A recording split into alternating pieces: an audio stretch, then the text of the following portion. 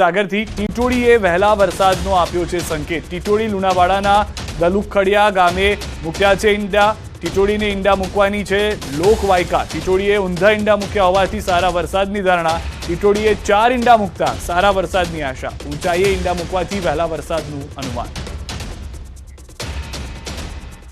તે વખતે એક તો જમીન કયા લેવલે ઈંડા મૂકે છે એનું ધ્યાન રાખો। જો વધારે ઊંચાઈ ઉપર ઈંડા મૂકે, 4 ઈંડાથી વધારે મૂકે તો વધુ વરસાદની આગાહી કરતા, અને જ્યારે 3 ઈંડા જુએ અને નીચાણવાળી જગ્યા હોય ત્યારે એવું માનતા કે આ વખત વધુ વરસાદ નથી, એટલે એ પ્રમાણે પાકની પસંદગી કરતા હતા। 4 ઈંડા જો ઠેર ઠેર જગ્યાએ જોવા મળતા હોય તો મીન્સ કે ચોમાસું સારું જશે।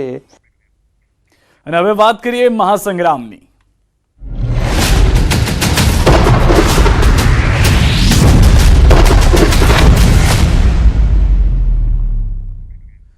તો સુરેન્દ્રનગરથી મોટા સમાચાર। ચૂંટણી પહેલા કોંગ્રેસને વધુ એક ઝટકો। પૂર્વ સાંસદ સોમાભાઈ પટેલનું કોંગ્રેસમાંથી રાજીનામું। અંગત કારણોસર કોંગ્રેસમાંથી રાજીનામું આપ્યું હોવાની જાણકારી। પ્રદેશ પ્રમુખ શક્તિસિંહ ગોહિલને આપ્યું રાજીનામું। સુરેન્દ્રનગર બેઠક પરથી અપક્ષ લડે તેવી શક્યતા હાલમાં જોવામાં આવી રહી છે। તો જ્યાં આગળ અનેક તર્ક વિતર્ક થઈ રહ્યા હતા, તે સુરેન્દ્રનગર બેઠક પર જ્યારે ઉમેદવાર કોંગ્રેસે જાહેર કરી દીધા ઋત્વિજ મકવાણાને, તો તેને લઈને આ નારાજગી પણ હોઈ શકે છે, પરંતુ અંગત કારણો આ પત્રની અંદર લખવામાં આવ્યા છે। ચૂંટણી પહેલા કોંગ્રેસને આ ઝટકો લાગ્યો છે। પૂર્વ સાંસદ સોમાભાઈ પટેલનું કોંગ્રેસમાંથી રાજીનામું। અંગત કારણોસર કોંગ્રેસમાંથી રાજીનામું આપ્યું હોવાનું આ પત્રની અંદર ઉલ્લેખ કરાયો છે। પ્રદેશ પ્રમુખ શક્તિસિંહ ગોહિલને આપ્યું છે રાજીનામું। સુરેન્દ્રનગર બેઠક પરથી અપક્ષ લડે તેવી શક્યતા પૂરેપૂરી જોવા મળી રહી છે। ખુદ સોમાભાઈ અમારી સાથે જોડાઈ ગયા છે। સોમાભાઈ, આપે રાજીનામું આપ્યું છે, શું કારણ? કારણ છે ને, મારા આત્માનો અવાજ હતો કે રાજીનામું આપી દો, આપણે અન્યાય થતો હોય તો આપણે રહેવાય નહીં। શું અન્યાય થયો આપને? રાજીનામું એટલે આત્માનો અવાજ એમ કે રાજીનામું આપી દો। હા, એ બરોબર છે, પણ તમે કીધું થોડો અન્યાય થતો તો તમારી સાથે। શું અન્યાય? અન્યાયનો સવાલ નથી, હા, પણ મારે રહેવું જ નથી કોંગ્રેસમાં। એટલે તમને હેરાન કરતા હતા આ લોકો? તકલીફ આપતા હતા કઈ? મને શું તકલીફ આપે? અચ્છા, તો તમે એવી પણ વાત છે કે અપક્ષ ઉમેદવારી કરવાના છો? હે, અપક્ષ ઉમેદવારી કરવાના છો આપ?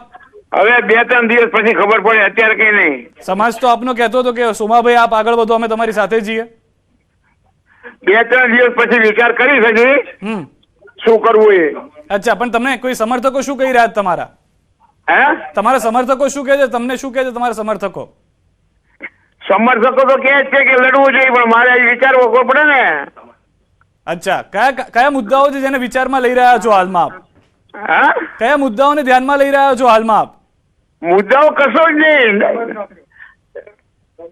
હવે આખી જિંદગી લડ કર્યું છે, પછી શાંતિ રાખવી। હા, તો રાજીનામું આપ્યું એનું કારણ ચૂંટણી લડવાનું એવું નથી ને? હવે મેં કીધું ને 2-3 દિવસ પછી ખબર પડે। અચ્છા, પણ તમારી ઈચ્છા ખરી ચૂંટણી લડવાની? ઈચ્છા તો હોય જ ને, મારા જીવે તો ચૂંટણી લડે। અચ્છા, અને સમર્થકો પણ ઈચ્છે છે, તમે પણ ઈચ્છો છો, તો પછી વિચાર કયા મુદ્દાને લઈને બાકી રહ્યા? કે ના લડો, પણ મારે લડવું ના લડવું મારે જોવાનું ને હવે। હા, પણ સમર્થકોની ઈચ્છા છે કે સોમાભાઈ ચૂંટણી લડે? હા, સમર્થકોની ઈચ્છા કરી। અચ્છા, સુરેન્દ્રનગરના કયા મુદ્દાઓ સોમાભાઈ એવા બાકી રહી ગયા કે તમે ચૂંટણી લડો તો કદાચ એ પૂર્ણ થઈ શકે? હેલો સોમાભાઈ, અવાજ આવે છે?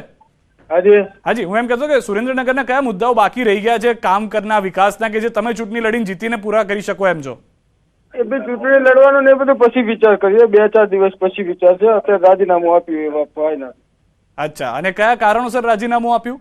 અંગત કારણોસર રાજીનામું આપ્યું। જી, આભાર।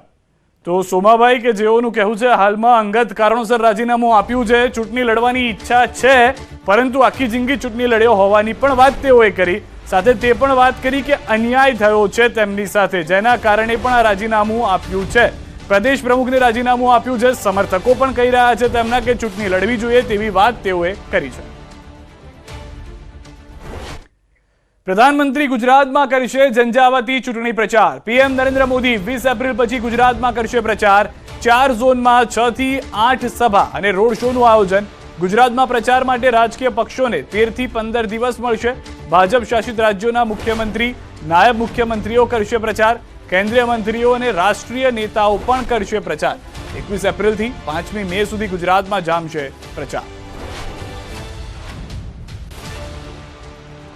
તો હાલમાં જે જાણકારી મળી રહી છે તે પ્રમાણે 21 એપ્રિલથી શરૂઆત થઈ શકે છે. ખુદ પ્રધાનમંત્રી નરેન્દ્ર મોદી ગુજરાતમાં જે ત્રીજા તબક્કાની અંદર આખું ગુજરાત સમાવેશ છે 26 બેઠકો, તો 20 એપ્રિલ પછી ગુજરાતમાં આવશે 4 ઝોનની અંદર 6 થી 8 સભાનું આયોજન કરવામાં આવ્યું છે. સાથે રોડ શોનું પણ આયોજન કરવામાં આવ્યું હોવાની જાણકારી છે. સૌથી વધારે મહત્વની વાત એ પણ છે કારણ કે રાજકીય પક્ષોને 13 થી 15 દિવસનો સમય મળશે પ્રચાર કરવા માટે. બીજા તબક્કાનું મતદાન પૂર્ણ થયા બાદ ત્રીજા તબક્કાના મતદાનની શરૂઆત પહેલા ત્યારે પ્રધાનમંત્રી નરેન્દ્ર મોદી પણ પૂરેપૂરો પ્રચારનો પ્રયાસ જે છે તે ગુજરાતમાં કરતા જોવા મળશે. ગાંધીનગરના કમલમમાં ભાજપની બેઠક યોજાઈ. અન્ય ભાષાભાષી સમાજના સંગઠનના કાર્યકર્તાઓની બેઠક યોજાઈ હતી. બેઠકમાં પ્રદેશ સંગઠન મહામંત્રી રત્નાકર ઉપસ્થિત રહ્યા હતા. આઈ.કે. જાડેજા, પ્રદીપસિંહ પરમાર સહિતના નેતાઓ પણ ઉપસ્થિત રહ્યા હતા. આખા ગુજરાતમાં અન્ય ભાષી સમાજના લોકો વસે છે, જેથી આગામી સમયમાં અન્ય ભાષાભાષી સમાજના અલગ અલગ 4 સંમેલનનું પણ આયોજન કરવામાં આવ્યું છે.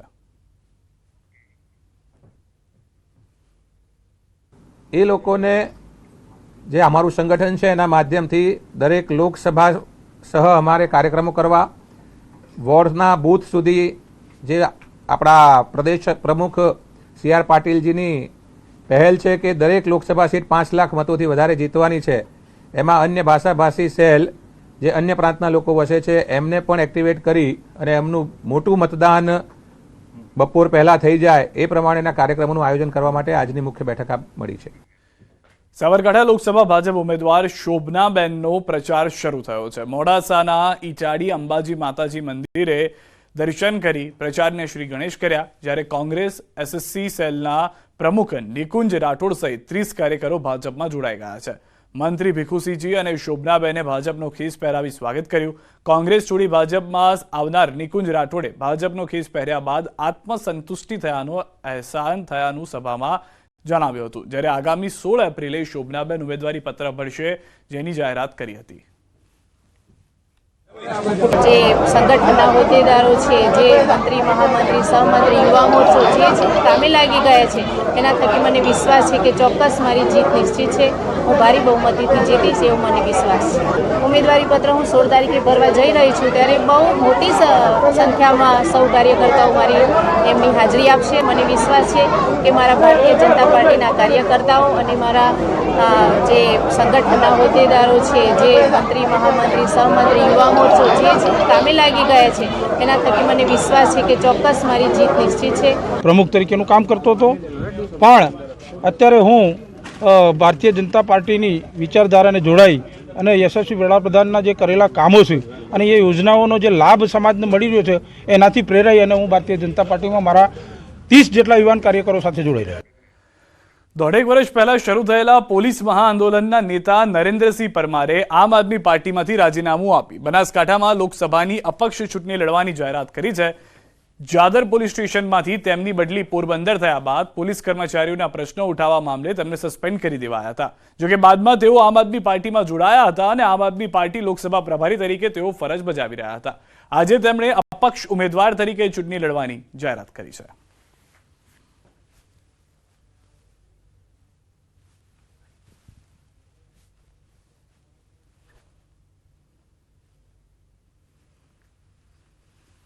હું આમ આદમી પાર્ટીના જિલ્લા પ્રભારીના પદ ઉપરથી રાજીનામું આપું છું આજરોજ, અને આ 2024ના લોકસભા સાંસદના ઇલેક્શનમાં અપક્ષ ઉમેદવારી દાહોદના જાલોદમાં કરા સાથે વરસાદ થયો છે. જાલોદના મીરાખેડી ગામમાં બરફના કરા સાથે વરસાદ થયો.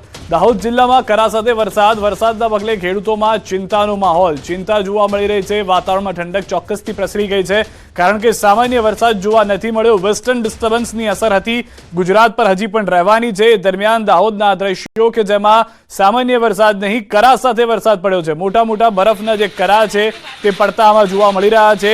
અનેક ગાડીઓ, અનેક વાહનોને પણ નુકસાન થયું હોવાની જાણકારી છે, કારણ કે કરાની જે સાઇઝ છે તે એટલી મોટી છે, કારણ કે મોટા મોટા જાણે કરા વાગતા હોય તે પ્રમાણેનો વરસાદ અને અહેસાસ થતો લોકોને જોવા મળી રહ્યો છે. દાહોદના દ્રશ્યો મેં આપને બતાવી રહ્યા છે. અનેક લોકોના વાહનમાં પણ નુકસાન થયું હોવાની જાણકારી છે.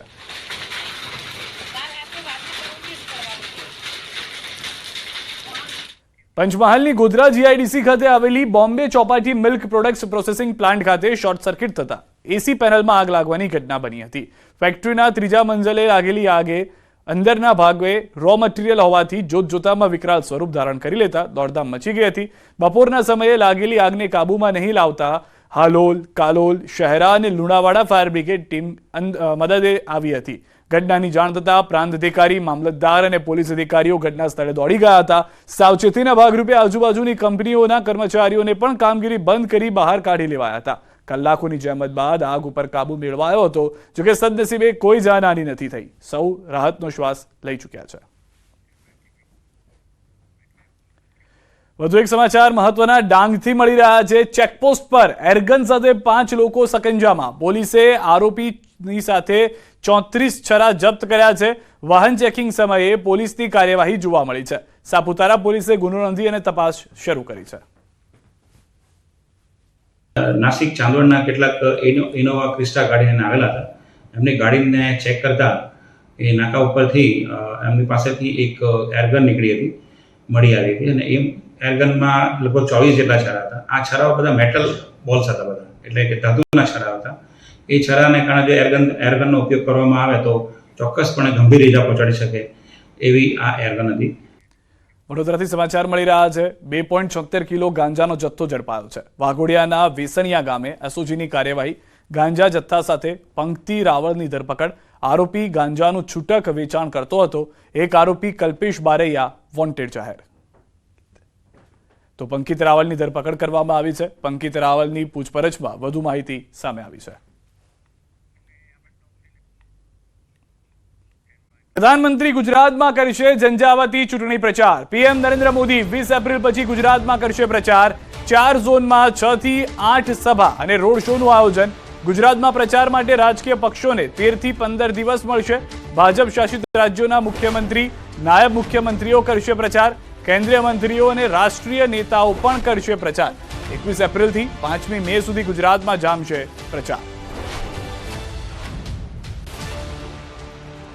તો હાલમાં જે જાણકારી મળી રહી છે તે પ્રમાણે 21 એપ્રિલથી શરૂઆત થઈ શકે છે. ખુદ પ્રધાનમંત્રી નરેન્દ્ર મોદી ગુજરાતમાં જે ત્રીજા તબક્કાની અંદર આખું ગુજરાત સમાવેશ છે 26 બેઠકો, તો 20 એપ્રિલ પછી ગુજરાતમાં આવશે. 4 ઝોનની અંદર 6 થી 8 સભાનું આયોજન કરવામાં આવ્યું છે. સાથે રોડ શોનું પણ આયોજન કરવામાં આવ્યું હોવાની જાણકારી છે. સૌથી વધારે મહત્વની વાત એ પણ છે કારણ કે રાજકીય પક્ષોને 13 થી 15 દિવસનો સમય મળશે પ્રચાર કરવા માટે. બીજા તબક્કાનું મતદાન પૂર્ણ થયા બાદ ત્રીજા તબક્કાના મતદાનની શરૂઆત પહેલા ત્યારે પ્રધાનમંત્રી નરેન્દ્ર મોદી પણ પૂરેપૂરો પ્રચારનો પ્રયાસ જે છે તે ગુજરાતમાં કરતા જોવા મળશે. ગાંધીનગરના કમલમમાં ભાજપની બેઠક યોજાઈ. અન્ય ભાષાભાષી સમાજના સંગઠનના કાર્યકર્તાઓની બેઠક યોજાઈ હતી. બેઠકમાં પ્રદેશ સંગઠન મહામંત્રી રત્નાકર ઉપસ્થિત રહ્યા હતા. આઈ.કે. જાડેજા, પ્રદીપસિંહ પરમાર સહિતના નેતાઓ પણ ઉપસ્થિત રહ્યા હતા. આખા ગુજરાતમાં અન્ય ભાષી સમાજના લોકો વસે છે, જેથી આગામી સમયમાં અન્ય ભાષાભાષી સમાજના અલગ અલગ 4 સંમેલનનું પણ આયોજન કરવામાં આવ્યું છે. એ લોકોને જે અમારું સંગઠન છે એના માધ્યમથી દરેક લોકસભા સહ અમારે કાર્યક્રમો કરવા, વોર્ડના બૂથ સુધી જે આપણા પ્રદેશ પ્રમુખ સી.આર. પાટીલજીની પહેલ છે કે દરેક લોકસભા સીટ 5 લાખ મતોથી વધારે જીતવાની છે. એમાં અન્ય ભાષાભાષી સેલ જે અન્ય પ્રાંતના લોકો વસે છે એમને પણ એક્ટિવેટ કરી અને એમનું મોટું મતદાન બપોર પહેલાં થઈ જાય એ પ્રમાણેના કાર્યક્રમોનું આયોજન કરવા માટે આજની મુખ્ય બેઠક મળી છે. સાબરકાંઠા લોકસભા ભાજપ ઉમેદવાર શોભનાબેનનો પ્રચાર શરૂ થયો છે. મોડાસાના ઈટાડી અંબાજી માતાજી મંદિરે દર્શન કરી પ્રચારને શ્રી ગણેશ કર્યા. જ્યારે કોંગ્રેસ એસએસસી સેલના પ્રમુખ નિકુંજ રાઠોડ સહિત 30 કાર્યકરો ભાજપમાં જોડાઈ ગયા છે. મંત્રી ભીખુસિંહજી અને શોભનાબેને ભાજપનો ખેસ પહેરાવી સ્વાગત કર્યું. કોંગ્રેસ છોડી ભાજપમાં આવનાર નિકુંજ રાઠોડે ભાજપનો ખેસ પહેર્યા બાદ આત્મસંતુષ્ટિ થયાનો અહેસાન થયાનું સભામાં જણાવ્યું હતું. જ્યારે આગામી 16 એપ્રિલે શોભનાબેન ઉમેદવારી પત્ર ભરશે, જેની જાહેરાત કરી હતી. જે સંગઠનના હોદ્દેદારો છે, જે મંત્રી મહામંત્રી સહમંત્રી યુવા મોરચો જે કામે લાગી ગયા છે, એના થકી મને વિશ્વાસ છે કે ચોક્કસ મારી જીત નિશ્ચિત છે. હું ભારી બહુમતીથી જીતીશ એવો મને વિશ્વાસ છે. ઉમેદવારી પત્ર હું 16 તારીખે ભરવા જઈ રહી છું ત્યારે બહુ મોટી સંખ્યામાં સૌ કાર્યકર્તાઓ મારી એમની હાજરી આપશે. મને વિશ્વાસ છે કે મારા ભારતીય જનતા પાર્ટીના કાર્યકર્તાઓ અને મારા જે સંગઠનના હોદ્દેદારો છે, જે મંત્રી મહામંત્રી સહમંત્રી યુવા મોરચો જે કામે લાગી ગયા છે, એના થકી મને વિશ્વાસ છે કે ચોક્કસ મારી જીત નિશ્ચિત છે. પ્રમુખ તરીકેનું કામ કરતો હતો, પણ અત્યારે હું ભારતીય જનતા પાર્ટીની વિચારધારાને જોડાઈ અને યશસ્વી વડાપ્રધાનના જે કરેલા કામો છે અને એ યોજનાઓનો જે લાભ સમાજને મળી રહ્યો છે એનાથી પ્રેરાઈ અને હું ભારતીય જનતા પાર્ટીમાં મારા 30 જેટલા યુવાન કાર્યકરો સાથે જોડાઈ રહ્યા. 1.5 વર્ષ પહેલા શરૂ થયેલા પોલીસ મહાઆંદોલનના નેતા નરેન્દ્રસિંહ પરમારે આમ આદમી પાર્ટીમાંથી રાજીનામું આપી બનાસકાંઠામાં લોકસભાની અપક્ષ ચૂંટણી લડવાની જાહેરાત કરી છે. જાદર પોલીસ સ્ટેશનમાંથી તેમની બદલી પોરબંદર થયા બાદ પોલીસ કર્મચારીઓના પ્રશ્નો ઉઠાવવા મામલે તેમને સસ્પેન્ડ કરી દેવાયા હતા. જોકે બાદમાં તેઓ આમ આદમી પાર્ટીમાં જોડાયા હતા અને આમ આદમી પાર્ટી લોકસભા પ્રભારી તરીકે તેઓ ફરજ બજાવી રહ્યા હતા. આજે તેમણે અપક્ષ ઉમેદવાર તરીકે ચૂંટણી લડવાની જાહેરાત કરી છે.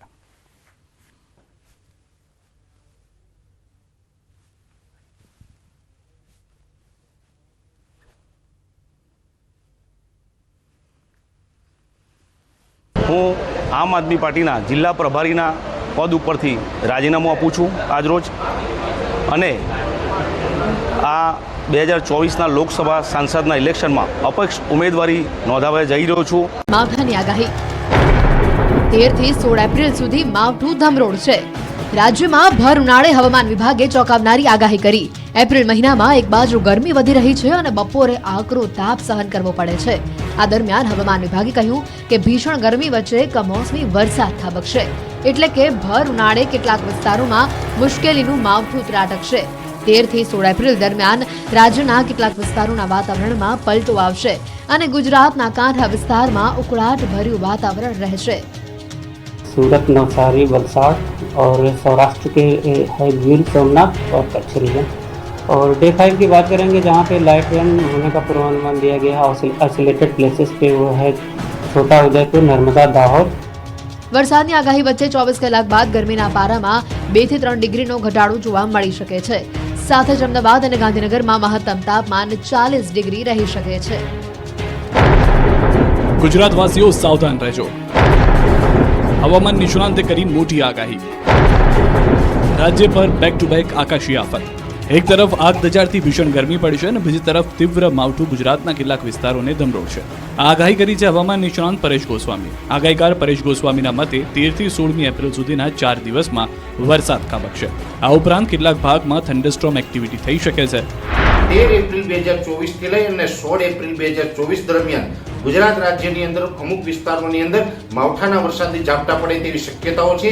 અને જે 13 થી 16 એપ્રિલ દરમિયાન જે માવઠાના વરસાદ પડશે તેની અંદર ખાસ કરીને એની તીવ્રતા છે એ સૌરાષ્ટ્ર, કચ્છ અને ઉત્તર ગુજરાતના ભાગોની અંદર તીવ્રતા વધારે જોવા મળે તેવી શક્યતાઓ છે.